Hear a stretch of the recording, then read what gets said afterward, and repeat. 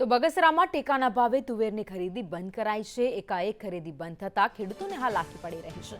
તુવેર લઈને આવેલા 30 ખેડૂતોને હેરાનગતિ વેઠવાનો વારો આવ્યો। ખરીદી બંધ કરાતા ખેડૂતોમાં ભારે આક્રોશ પણ જોવા મળ્યો। તુવેર ન ખરીદાય ત્યાં સુધી બેસી રહેવાની પણ ચીમકી ઉચ્ચારવામાં આવી છે।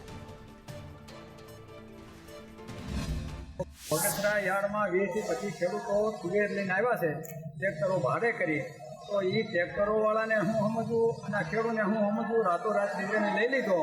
પહેલાં 24 તારીખે ખરીદી ચાલુ કરી અને 13 તારીખ સુધી ચાલુ રાખી, પછી 15 તારીખે પાછું આમંત્રણ આપ્યું એટલે ખેડૂતને 21 તારીખ સુધી લંબાવ્યા। આજે બગસરા માર્કેટિંગ યાર્ડમાં જે સરકારના ટેકાના ભાવે જે તુવેરની ખરીદી અમારી મંડળીને સૌભાગ્ય પ્રાપ્ત થયું છે, ત્યારે અમારે 24 અમે ખરીદી ચાલુ કરી હતી અને સરકારની સૂચના અનુસાર અમે 13 ખરીદી બંધ કરવામાં આવી હતી। ત્યાર પછી અમને સૂચના આપવામાં આવી કે 15 તારીખે કે તમે 22 તારીખ સુધી લઈ શકો છો।